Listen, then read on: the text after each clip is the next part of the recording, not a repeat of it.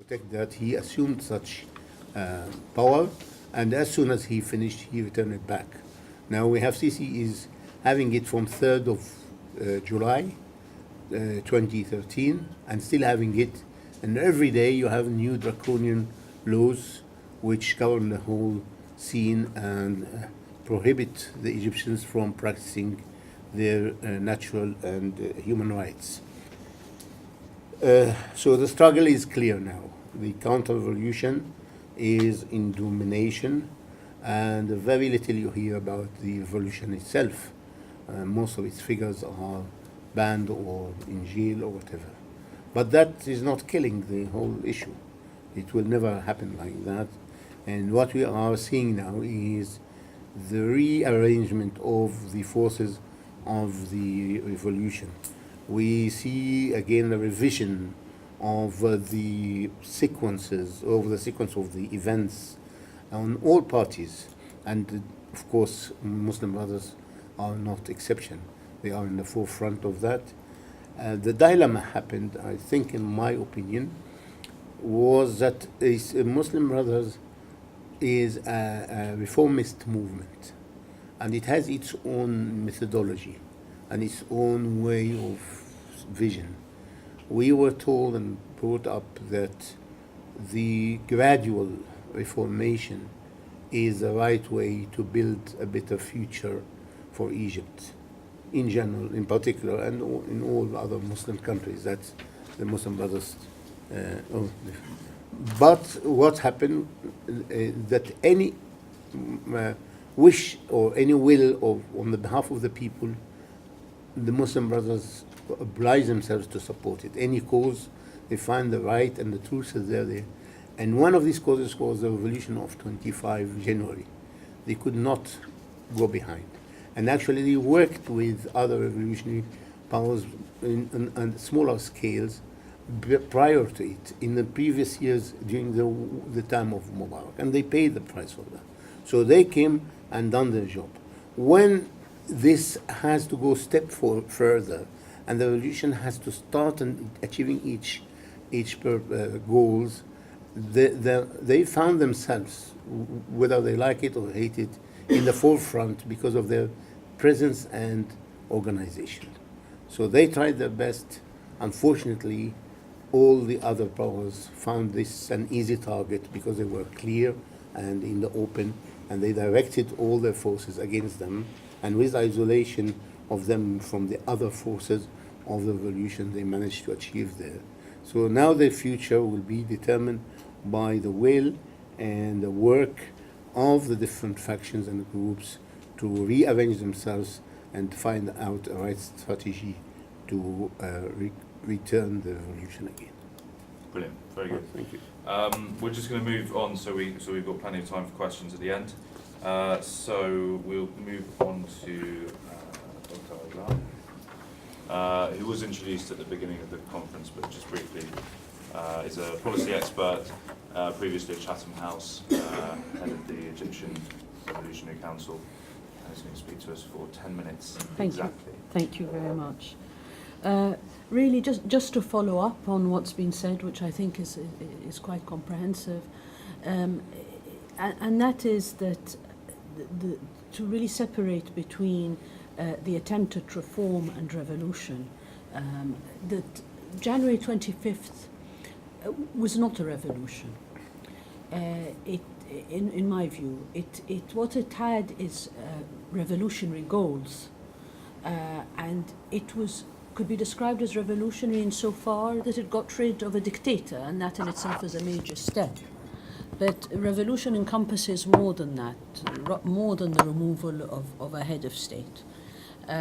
So ultimately, even I think calling it the January 25th revolution is a misnomer of the reality.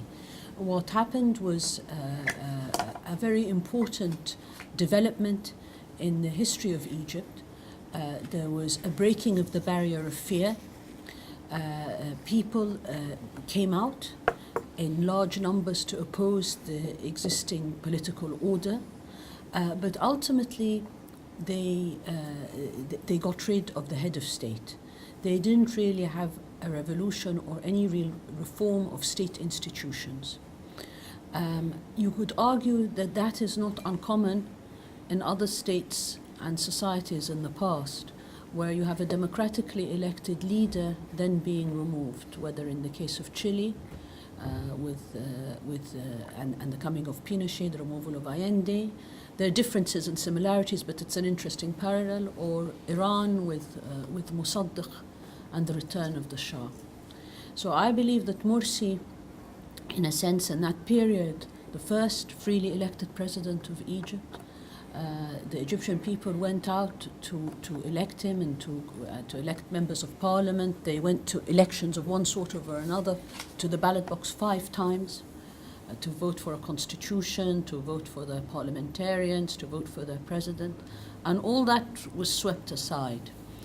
I think that we are focusing a lot about the Islamist identity of that presidency, but I don't think that's what it was about. I think any reformist that would have come to power that was going to threaten vested political and business interests and military interests was going to be fought very viciously. And Dr. Morsi was no exception. And so that brings me to the argument that we often discuss among ourselves as Egyptians, and that is because of the desire to cleanse the political institutions of the state. We say that Dr. Morsi and others should have been far more revolutionary. They should have come in and cleansed the system and not been reformists, and in a sense broke away with the tradition of the Brotherhood. I think it was a catch. Whatever they would have done, they would have lost. If they played the revolutionary card, they would have perhaps won the support of some of the non-Islamist revolutionaries. But I think they would have scared a large measure of Egyptian society, and they would have antagonized the West as extremists. They played the other card of reaching out to the West, wanting to do business with the entire world, to assuage fears among Egyptian society. They still lost. Egypt wasn't ready, and I think the military remains extremely strong.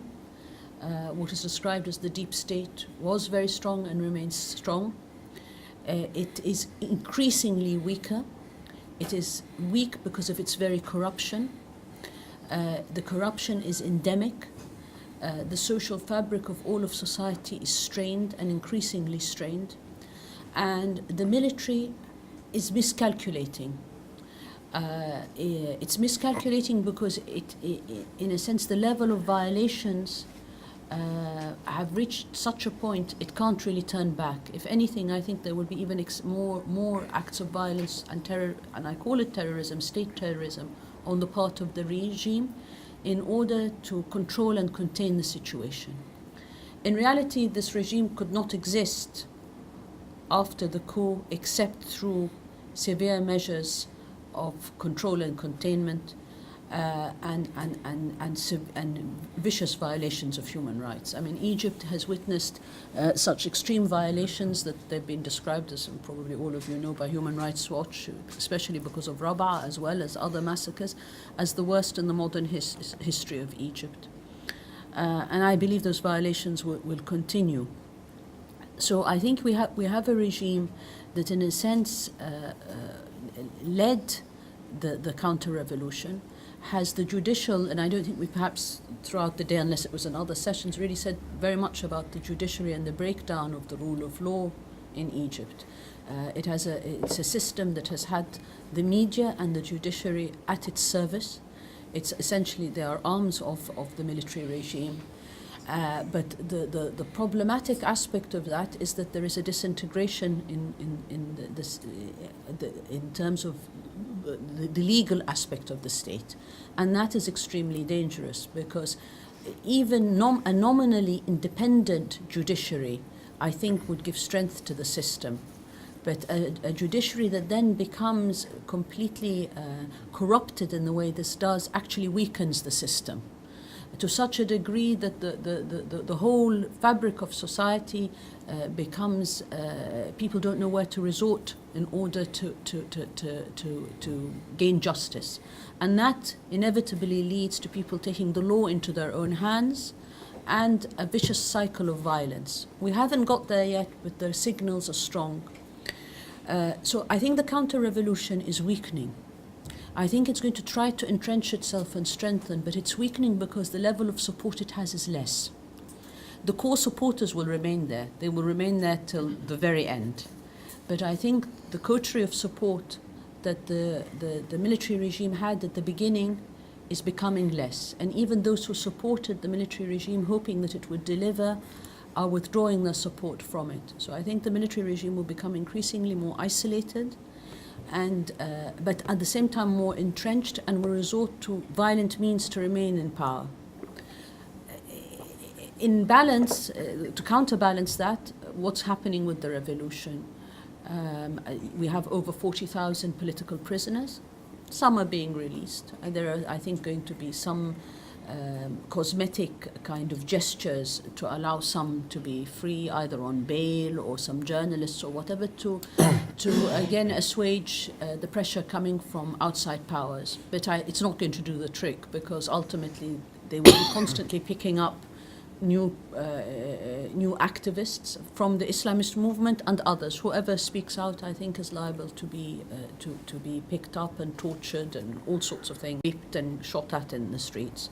So the revolution is under enormous stress, but it's continuing, because despite everything that this regime has done over 18 months in power, there is growing anger to it. And as with all revolutions, I think it goes through stages. We saw the first wave of activity that could possibly have led to revolution in January 25th, and we will probably see another major wave. But we've seen continuity in terms of resistance.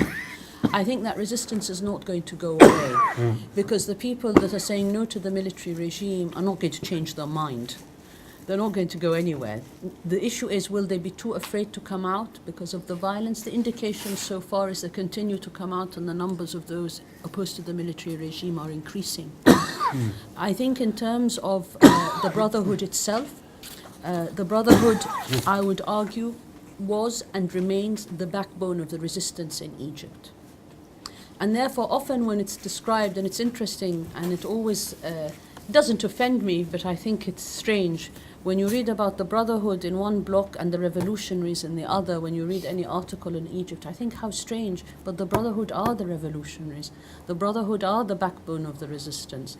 The Brotherhood are the ones that are carrying the resistance in Egypt, and carrying it peacefully for 18 months. And I think this is key. It doesn't mean that others haven't joined, but there would be no resistance in Egypt today, or a very nominal resistance, if it wasn't for the Muslim Brotherhood.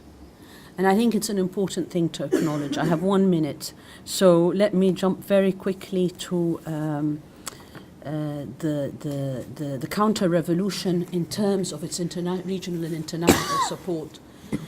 I think it's very important for us to see the counter-revolution as also succeeding, partly because of its strength inside. Yes, its corruption, its control of the state institutions, business interests, and so on, and very wealthy business interests, by the way, but also of the support of regional powers.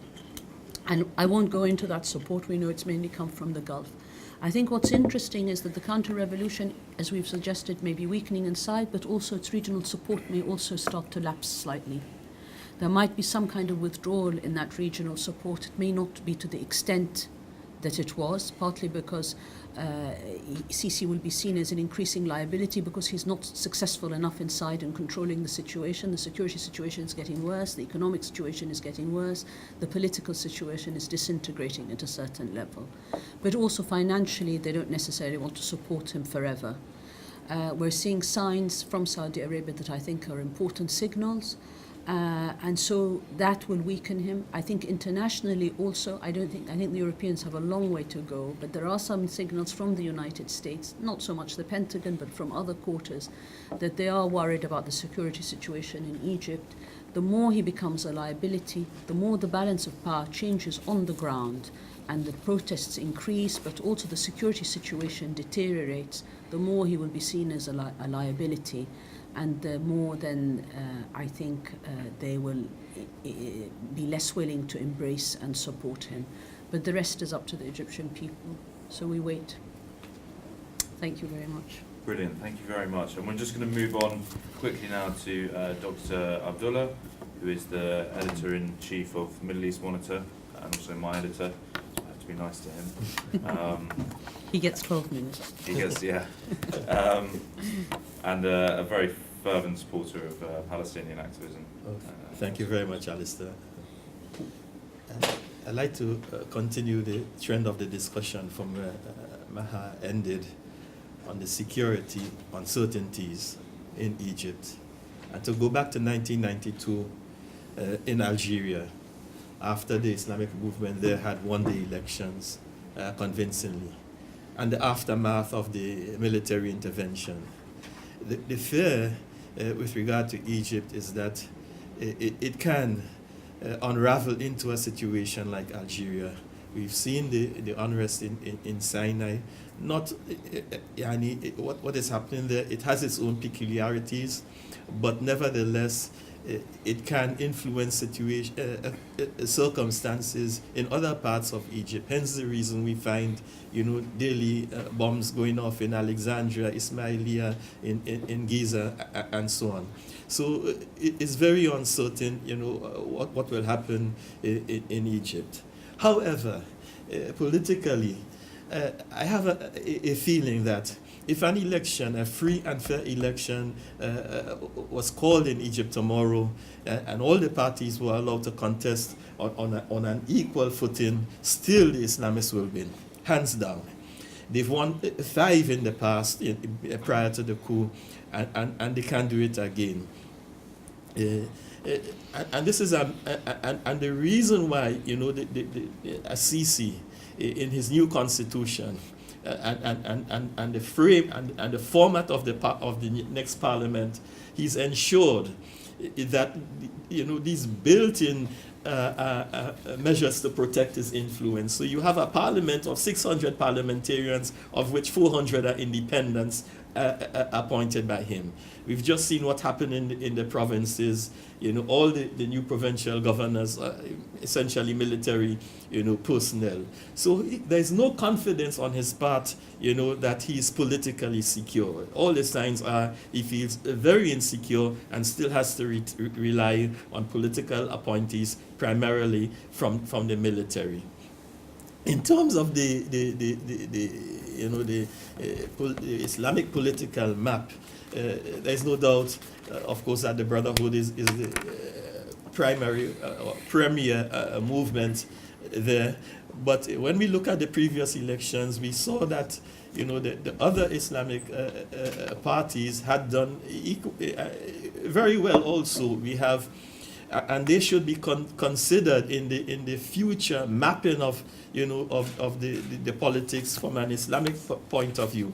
How well the Brotherhood coordinates and is able to resolve some of the differences and reservations with the others is left to be seen. I'm speaking here about, let's say, Hizb Tanmiyah, Bina wa Tanmiyah, which building and development from the what was Jama'a al-Islamiyah. And then you have, from the Salafist party, you have movement, you have Hizb an-Nur, and the different contradictory positions that were taken, after the overthrow of Mubarak. These have to be resolved going forward if there is going to be a strong, cohesive, and successful, representation of the what we call the Islamic agenda. That is to say, politics informed by Islamic values, and not to, as it were, surrender to the dictates of any other political force. There's no doubt the Muslim Brotherhood in particular had compromised in several areas since the overthrow of Mubarak. One argument is that despite its victories, it never capitalized on, or was unable to capitalize on the successive electoral victories. And we compare this to, let's say, in Venezuela, where Chavez had gone through similar circumstances. But every electoral victory Chavez secured, he consolidated on it. He built on it in Venezuela by, tough action. And he was able to, for example, the hoarders, those who, and we had in Egypt a similar situation where benzene, where fuel was hoarded. In Venezuela, these people were thrown in prison by Chavez. In Egypt, they managed to get off with it. So I think we can look at this experience and see why the Brotherhood was not able to capitalize on these series of victories that they managed to secure. There is no doubt, in my view, that there will have to be an internal debate, and here I'm speaking about the Muslim Brotherhood in particular. The slowness in getting decisions, taken. Sometimes the disconnect between the top here and people on the ground it can lead to confusion in times of crises. So it's not so much the methodology of the Brotherhood that we seek to visit here, but the application of it, whether or not things have to change in some respects. For example, should we make keep the party, the political party, let's say Hizbul Hurriya wal Adala, keep it separate from the activities of the charity and the dawah, going forward, i.e. the proselytization work and the charitable work of the Brotherhood, whether there should be a clean break between all these three aspects of the Brotherhood in order to ensure that the political movement succeeds. No, you're okay. You've got 3 minutes. Still, there is,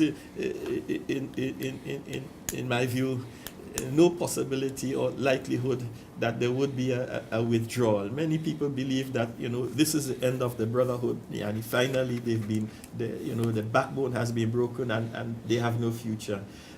I don't see it this way. The fact that they are being thrown into prison daily, given death sentences and persecuted, that indicates that they still constitute a significant threat to the regime. Their discourse, the discourse of Sisi and his entourage everywhere is primarily directed at the Brotherhood. And that is evidence, proof enough that they see them as a credible, a force to be reckoned with. They will not withdraw. They are Egyptians like any other, and they are entitled to participate in the process. The thing about Egypt, and many of these countries is that they are primarily Muslim countries. They have their values, they have their identity, and so what people, from the Brotherhood in particular, they say, well, it has all come down now to a question of identity. We've done everything. We've played by the rules, and it essentially because we advocate a politics informed by Islamic values, we are being excluded. We are thrown into prison. So what identity should Egypt have going forward? There are two issues here. There is the issue of the vested interest and the privilege that the military and the media enjoyed. But there is also a question of identity. What should be the identity of Egypt in the future? The fear is that we came through this before, and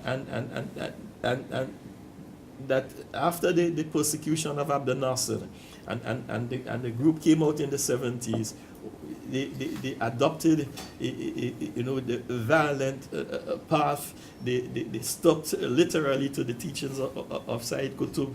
No compromise, no meeting halfway. Us and you. And that's it.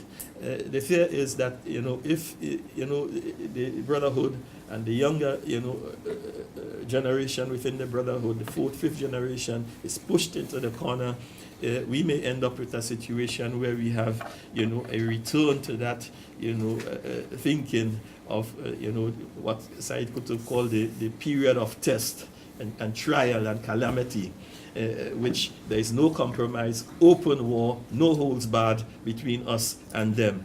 And therefore, in order to avoid this bloody situation, there has to be, you know, a more inclusion, a willingness on the part of the authorities and those who back them to ensure that we have, you know, a politics that is free of marginalization and demonization.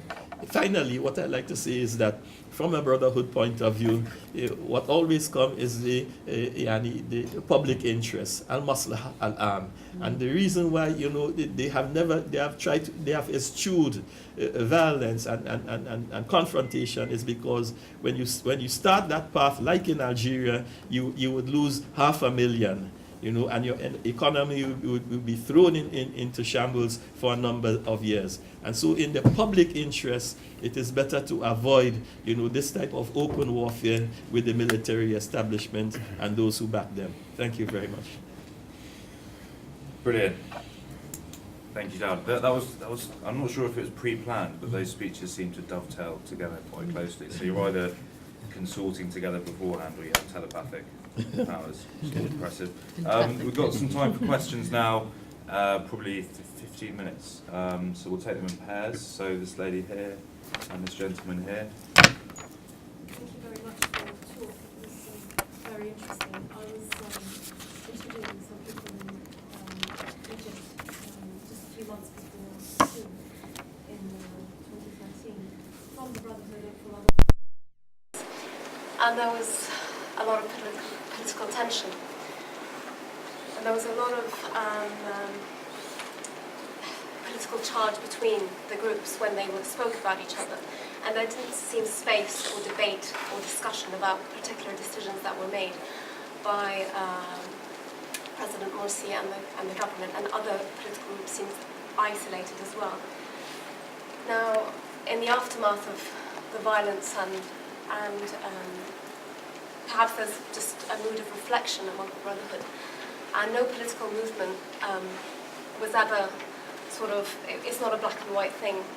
Any political movement makes mistakes, and I was wondering if you could share what you believe the main mistakes were during Morsi's presidency, if you believe there were any, and because we have time to reflect now, not when he was in power, but what you believe could have been perhaps done differently, and how this kind of Shab or Huma Shab, this we are nation, this horrid kind of dialogue, especially that killed the spirit of the revolution, could perhaps been avoided, if at all, despite what's called the deep state. What your views are on that, if there were any mistakes, and Brilliant. are the Muslim Brotherhood talking about? That's very clear. Cool, thank you. And then this gentleman here. It sounds to me that what Dr. Maha said and Dr. Fareed said, that using the reform card didn't work well during Dr. Mohammed Morsi, and that makes me propose that the coming strategy will be more revolutionary than reforming strategy. And here I have two questions about if the Muslim Brotherhood are going to use the revolutionary tactic in the country. How can we guarantee the accountability of that new system during transition if you're going to use that tactic? And the other one, how can we preserve the integrity of Muslim Brotherhood? How they will be able to keep their integrity, because giving them unlimited authority to control the country might lead to internal conflict when something is done in the wrong way or contradictory to their values. So we might end with a situation where Muslim Brotherhood as a group will be disintegrating because of that tactic, of that revolutionary tactic. Did you say there were 2 points? Or? Yeah, I mean, the question was during if you were going to use that tactic, what about the accountability towards the people in the country, and what about the internal organization of Muslim Brotherhood? Okay. Maha, do you want to take the first question and then the second question? Sure. I'd like to just comment on the second one just a little bit, because I do have some insight into that. But just in terms of the mistakes, I think the polarization was something that preceded the military coup, undoubtedly, and it was the making of all political forces. There's always the accusation made against Dr. Morsi that he was not inclusive. I think there were attempts at inclusivity. Could he have been more inclusive? Possibly. But I think the political forces arrayed against him also didn't want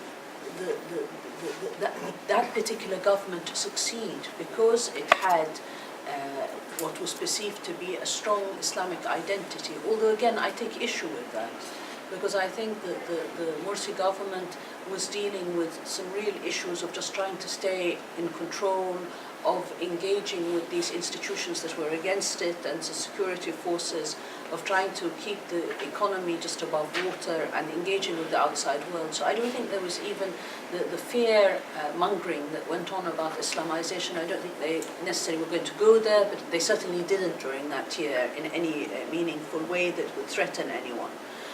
So I think I find it difficult, honestly, to talk about the Brotherhood and particularly the period of Dr. Morsi in isolation to the other political forces and their failure. I think it was a failure of all Egyptian political forces and Egyptian elites to make this period post the election of a president successful. Offers were made to particular political figures, including al-Baradei and others, to join the government, and they refused. Over and over again they refused. And the business elite wanted to ensure the failure of that government. Let's even forget about the security and the police that went on strike and didn't want to deal, and the judiciary that remained highly antagonistic to the regime and ensured the dissolution of parliament and so on.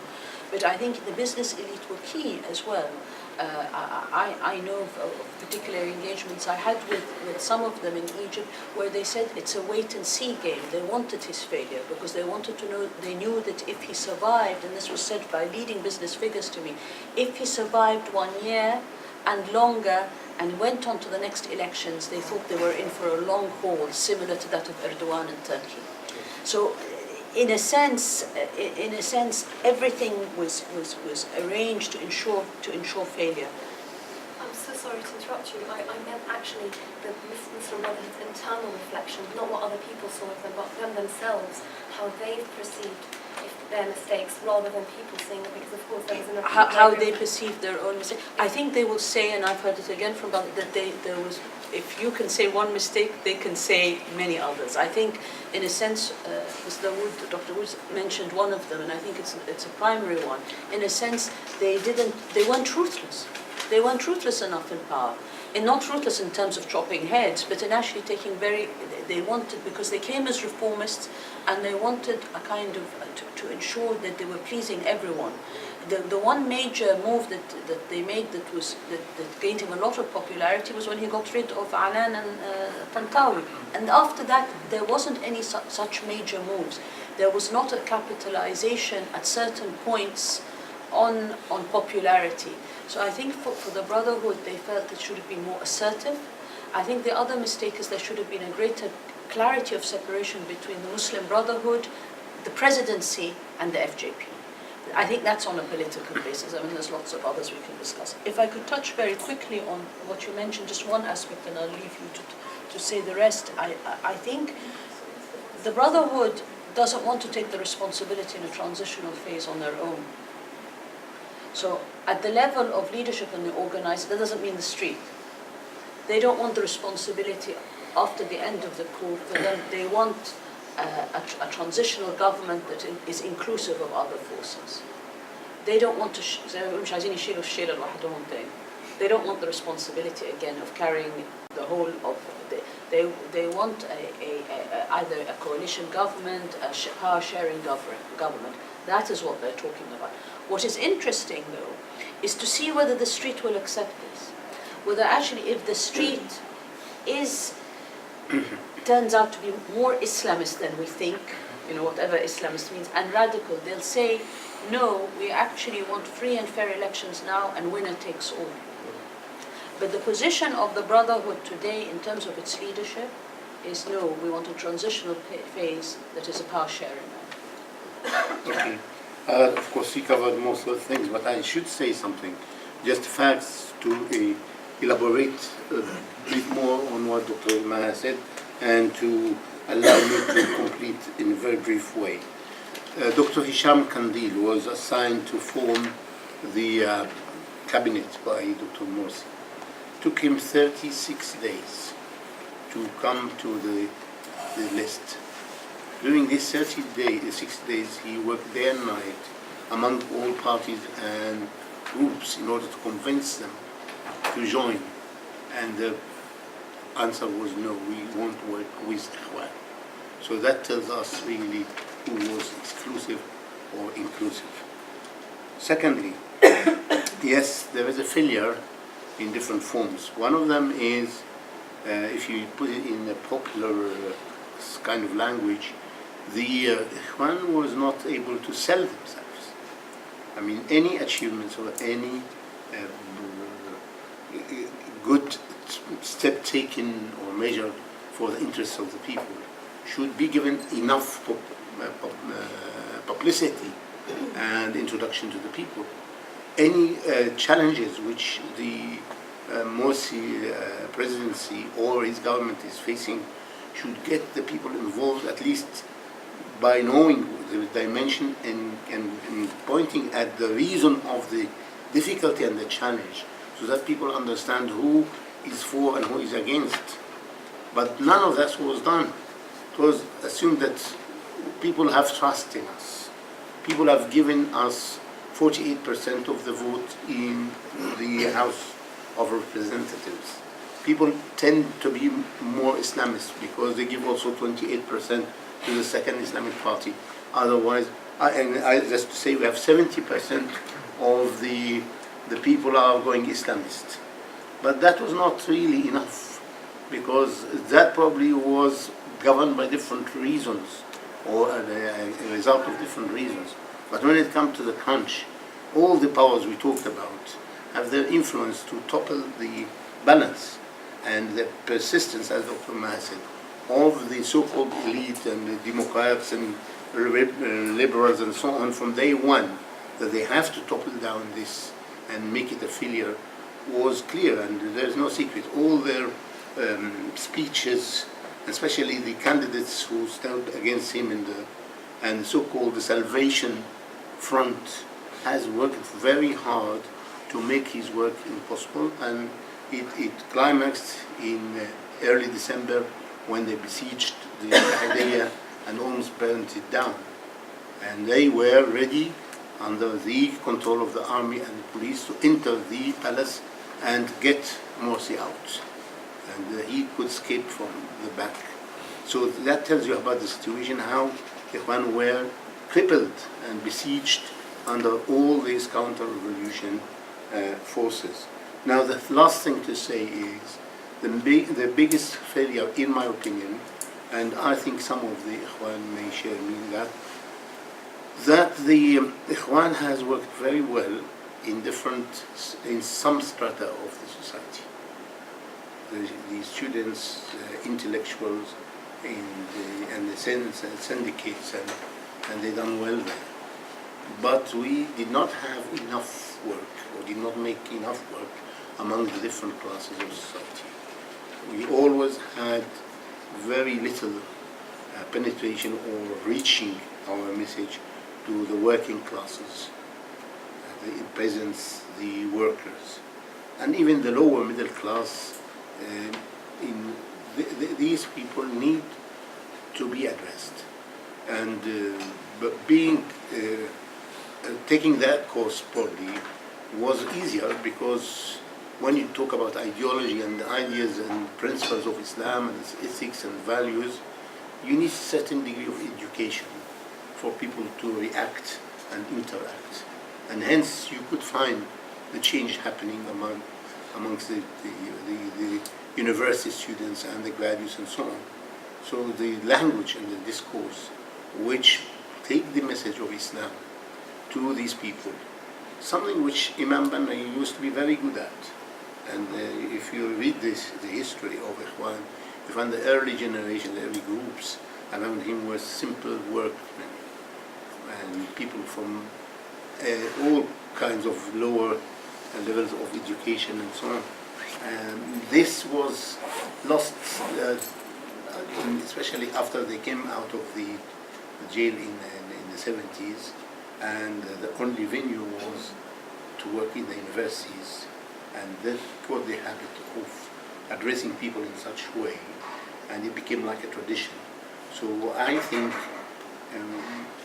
the future will see more interaction with different segments of the society, and I hope this will deliver the message. Great, that's very clear. Should we take a couple more questions? So did you still have one? Yeah, Yeah. thank you very much. Has anyone else got a question? No? Okay, I'll ask one myself. My name is Muhammad Hussein Maja. Although Egyptians voted for Freedom and Justice Party, we still prefer to discuss or talk on Muslim Brotherhood. Yeah, Muslim Brotherhood is very well organized and a very mobilized movement in social sphere, but not in political sphere. And then Morsi also was voted as a former president of Freedom and Justice Party. And the CAP by Sisi against Morsi, and also political part of the Muslim Brotherhood. But in Rabiatul Adawiyya Square, we witnessed supporters of the Muslim Brotherhood, and around the world only Muslim Brotherhood was discussed. And now when we look at minds of leading figures of the movement, there is no any division between the political part of the movement, political party or another party in the future, and the movement. But also the movement includes some different organs like dawah and also education, charity, etc. But there is a huge confusion between the movement and party.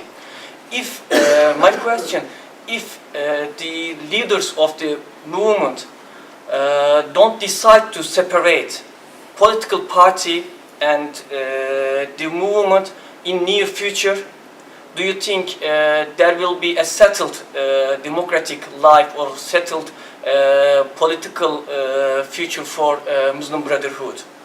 Okay. Thank you. Has anyone else got a question? No, that's fine. I think if Dr. Abdullah, do you want to come back on that one specifically? I just have a question for Maha and Fareed. I think the point about mistakes is very interesting. I think the mistakes that you pointed out are political mistakes, they're strategic mistakes. I think what would be interesting is to know from a policy point of view that affect the normal people, what mistakes you think were made.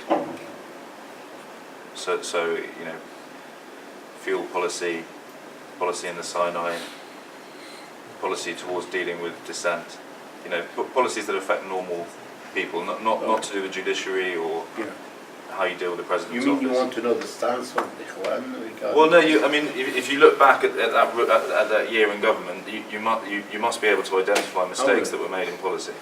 Yeah. Yeah. But first, let's do Dr. Abdullah on the separation point. And just a couple of minutes. Yes, I try to be brief. As a preface to my answer, I want to say that there were certain myths about this period. One was this whole notion of what was called the Akhwanat Dawla, yani that the state was, yani the Brotherhood took over the state. This was a myth. In truth and in fact, under Mubarak and Sadat, no member of the Brotherhood could knowingly have worked in certain ministries. So they didn't have a presence, you know, in the Dakhiliya, the Interior Ministry, or in the Foreign Ministry, and that led to the, you know, to the undoing of Morsi himself, because when he gave orders, no one took, you know, instructions from him. The Minister of Interior himself later on, you know, admitted that we used to laugh at him. The defense. Yeah, you know, he was just speaking to himself.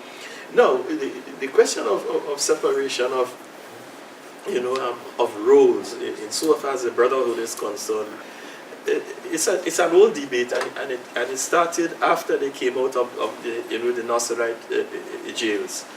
And what would be the role of the let's say, the guidance council, you know, the highest body of decision making in the Brotherhood. Should it be an advisory role, an administrative role, or should it be just as a point of reference for the FJP, let's say, the political organ? What will be their relationship with the guidance council? Because again, you know, under Morsi, this was an allegation that the country was being ruled by Maktab al-Irshad. That's, you know, we have to make it very clear and separate now that, you know, the guidance council is in fact not, you know, an administrative body, and it is not running the country in that sense. That has to be resolved, and again, there is a question of the debate between what is called the old guard and the young generation, the fourth generation within the Brotherhood. We saw in certain individuals, the distinguishing thing about the Brotherhood is that it has successfully kept, despite all the pressures, despite the trials, they remain strong and cohesive. However, individuals, for example, Abdul Munim Abul Futur, we have prominent individuals who went off, and their grievances or the reasons why they took this path has to be revisited now and see whether there is any validity, in some of the things that they were saying that led, to, that type of debate. So it will not happen now because of so many people being in prison. I think if there is an opening where we have a mass release as we had after the death of Abdel Nasser, then we would see a full-fledged debate and that might lead to the resolution of some of these old problems that started way back in the 80s. Okay. Do you want to come back on my question? I think just no, a just minute. I want to say a few words that's about fine. this Yeah. one. The Freedom and Justice Party was established in April 2011, and it entered into the election in 2012. In life of political parties, this is a very extremely short period to establish its own institution and its own body and its own hierarchy and so on. So the compromise was taken by the Ikhwan at the time is a period of 3 years during which the Jama'ah would give full-fledged support to the party to fill the gaps and to meet the challenges whenever needed. But at certain conditions. One of them is that the leadership of the party should having a complete freedom in decision making. So it is like a technical support rather than kind of guardianship. And that was meant in order to get the chance of the party to grow naturally and independently, so that by the end of the period they can achieve something. Unfortunately, this situation was crippled because when the early results came, or the informal results came that Morsi won, there was a big turmoil and there was a big mobilization of anti-Ikhwan forces, and there was a very famous meeting happening, or meetings, and there was a dialogue between him and his competence, or the people who competed with him. And he assured them and almost promised them that he is not going to be for Ikhwan only. And there is the sharing. And by the way, he was not inventing, because sharing was raised as a policy by Ikhwan.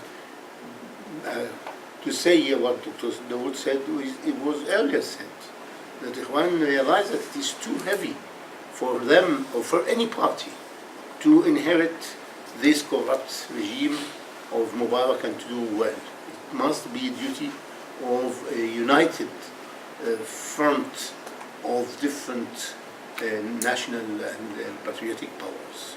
So he asserted this musharaka and mughalaba to them. And as a result of that, he, on his part, he did not appoint a prime minister from Ikhwan, and there was only 4 portfolios in the cabinet for Ikhwan out of 36 or 39. Sorry, Fareed, we're really going to have to. That's all right, Just 30 seconds, I think. That's the whole thing. Yeah. And he did not have any of the governors at the time of them, and the major ministries like the Interior, Defense, Finance, and External Affairs, or all these were given to Ikhwan. But the others, as I said earlier, they did not react to that, and they did not. Brilliant.